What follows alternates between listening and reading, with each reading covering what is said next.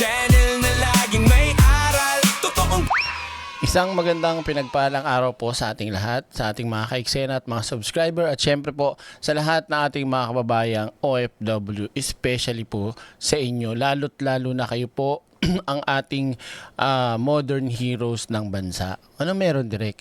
Alam nyo mga kaiksena, sa isang kagaya kong OFW, lahat tayo o ako ay may pangamba na kung saan lalo't ikaw ay bagong first timer na OFW ay mabiktima ng human trafficking. At alam nyo ba na merong isang ahensya ng gobyerno na talaga naman pong puspusan ang pagtutok at puspusan po ang kanilang pagbabantay at pag-upgrade ng kanilang sistema. At syempre ang nasa likod nito ay walang iba, ang Bureau of Immigration at ang KAIS. Alam niyo ba yung ano yung KAIS?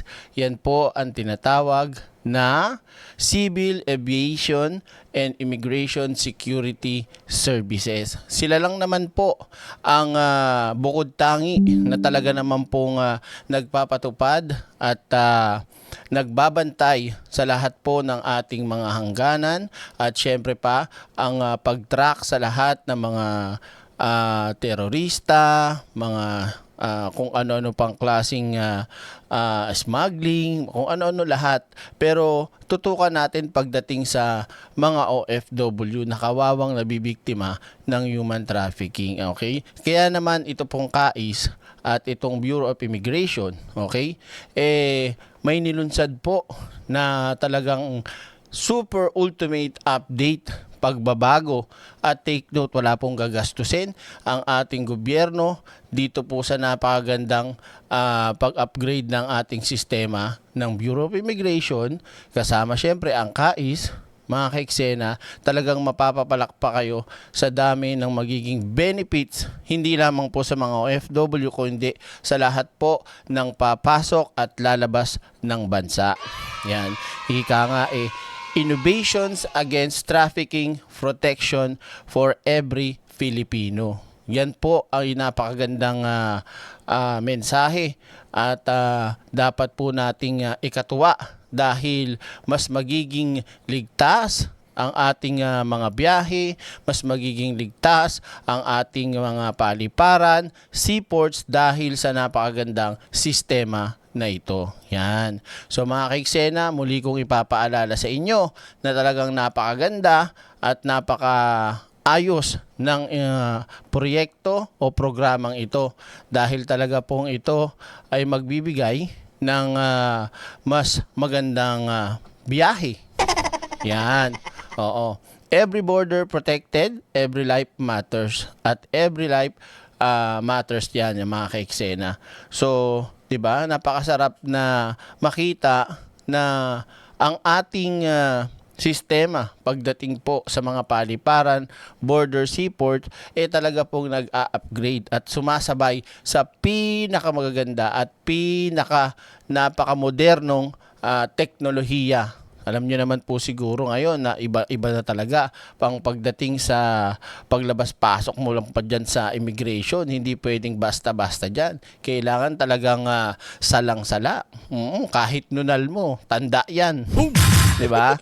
So, ito po talagang proyekto na to, talagang bilang isang OFW, sobra akong natuwa. Kung ako lang mayaman, maglalabas-pasok ako ng bansa Oo. At syempre, pagdating nga po sa usapin ng seguridad, talaga pong makakatiyak tayo dahil meron yan mga kaiksena. Ito, pakita ko sa inyo ibabalik ko meron po tayong tinatawag na high-tech border defense ngayon. At syempre, gumagamit po yan ng AI, biometric verification. Yan, kung makikita nyo mga kaiksena, talagang napakaganda po ng sistema na to. At syempre, ito, pakita pa natin itong isa pa. Yan. Madami tayo niyan. Asan na yun? Yan.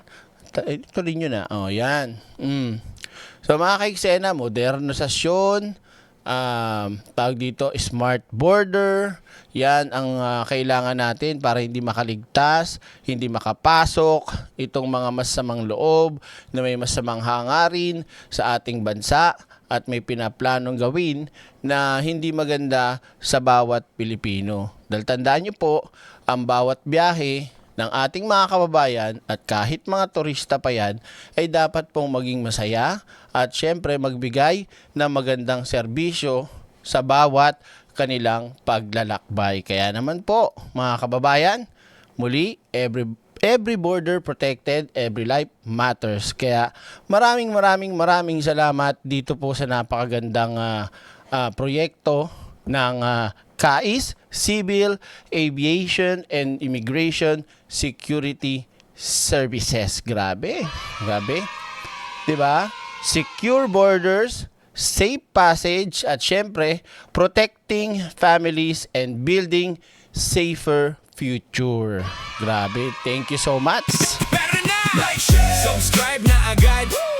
Kaya naman mga kaiksena, lagi niyo pong tatandaan sa bagong Pilipinas, mga kaiksena, lahat tayo ay magiging ligtas. Pero na! Like, share, subscribe na agad.